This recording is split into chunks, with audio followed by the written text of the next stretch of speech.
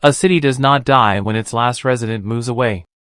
Death happens when municipalities lose the industries and vital populations that made them important cities. Which not only keeps people from relocating to these areas but is actually an incentive for them to move away. This in turn leads to the image of these cities as desolate urbanscapes. In today's video we will be showing you 10 American cities that are dead forever. But before starting the video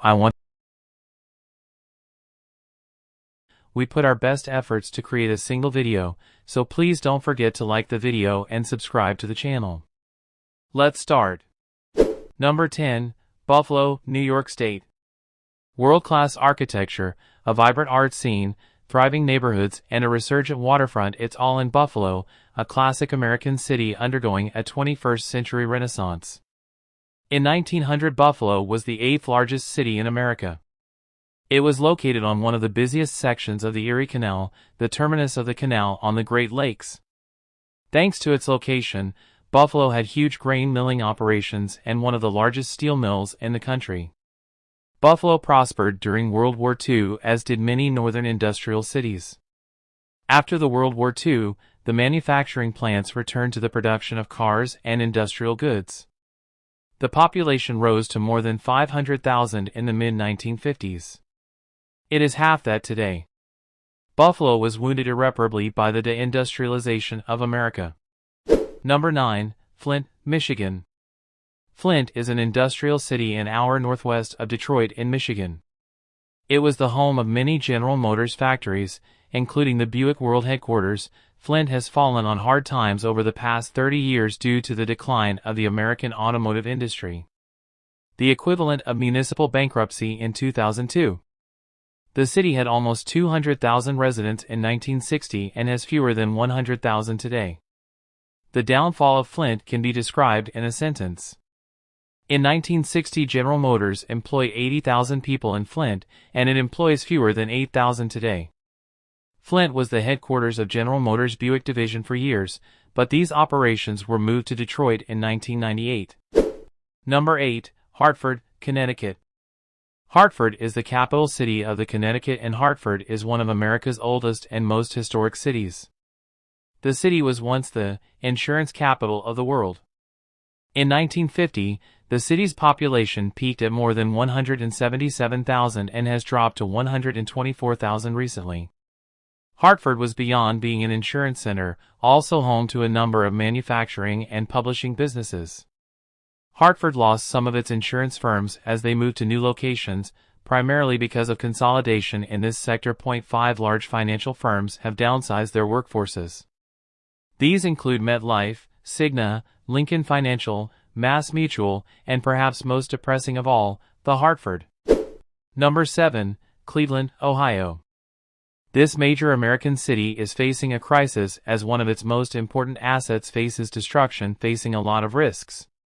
Cleveland became a major port and land transportation hub due to its central location on Lake Erie. A number of the largest rubber companies in the world and other manufacturers for the car and steel industry were also located near or in the city. Cleveland had 914,000 residents in 1950. The figure is below 480,000 today.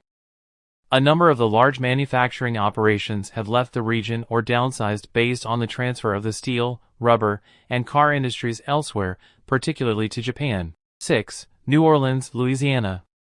The location of New Orleans at the mouth of the Mississippi made it one of the most important ports in America for more than 200 years. Oddly enough, New Orleans remains a massive port, but a number of the jobs which were once performed by laborers are now automated. A great deal of the commercial traffic which once moved by river is now transported more efficiently by truck, rail, and air. The city had also been a financial capital of the South because of the cotton and river trade. Faster-growing southern cities like Atlanta became more important financial centers as their populations grew. The city also suffered from its location, part of it below sea level, and several hurricanes that hit the city, particularly Hurricane Betsy in 1965. In August 2005, Hurricane Katrina dealt the city a nearly fatal blow. In the year after that, the population dropped to just above 250,000, down from 627,000 in 1960. The BP oil crisis has already begun to damage what might have been a nascent recovery post-Katrina. Number 5. Detroit, Michigan. The Motor City was the fifth largest city in America with a population of almost 1.9 million in 1950. The number of residents increased sharply from the 1920s when Henry Ford created the assembly line and set a wage of $5 a day. Workers streamed in from the Deep South and other parts of the Midwest. The huge car companies became defense contractors during World War II. Detroit's demise began with the rise of Japanese imports in the 1970s. The Arab oil embargo increased the appetite of U.S. consumers for high-mileage cars. The Big Three built products that were acceptable to consumers until they saw higher-quality Japanese cars which began to flood the markets in great numbers in the 1980s. Detroit's car manufacturing base was nearly destroyed, symbolized by the Chapter 11 filings of General Motors and Chrysler. Number 4. Albany, New York State. It was once one of the largest inland ports in the world, sitting near the place where the Hudson River meets the Erie Canal. This helped it become a major center for finished lumber and iron works. Perhaps because of the influence of the politicians who worked in the city, several universities and colleges were built there. The city's manufacturing industry helped the population to rise to 134,000 in 1950. It is now under 95,000. The higher education institutions in the region have begun to help Albany become a regional center for information technology and the biotechnology industries, but these are not large enough to offset declines in the city's fortunes which began in the 1960s. Number 3. Atlantic City, New Jersey. Now known mostly for its gambling business, Atlantic City was dying before legislation allowed gaming companies to operate there. The city was created as a tourist location in the 1880s and a number of massive hotels were built there. The city's appeal to tourists was damaged primarily by two things. The first was the availability of inexpensive air travel to southern resorts areas like Florida. Vacationers could fly from New York to Miami, Fort Lauderdale, and Palm Beach in less time than it took to drive to Atlantic City. The second, the rise of Las Vegas as the gaming capital of the world, made it the preferred destination for many conventions. Atlantic City got into the gambling industry in 1978 too late. Number 2. Allentown, Pennsylvania. It is the third largest city in Pennsylvania with a population of 125,845 as of the 2020 census and was the 68th most populous metropolitan area in the United States as of 2020. This Pennsylvania city had two advantages in the middle of the last century. It was well located for railroads that moved freight from the Midwest through Pennsylvania and New Jersey to the eastern seaboard. Its proximity to iron ore made it a major manufacturing center and refiner, much like Bethlehem to its east and Pittsburgh to its west. Like many other northeastern manufacturing cities, Allentown watched its major product, in this case steel, being produced in greater and greater volumes and at lower prices in Japan.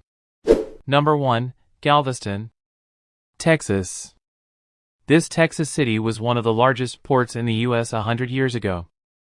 It was also the location of one of the greatest natural disasters in American history, hampered by the effects of Hurricane Ike in 2008. The event destroyed a large part of the city's tax base and set back the tourism industry once again. So I hope you enjoyed this video. Don't forget to like the video and subscribe to the channel. Thanks for watching.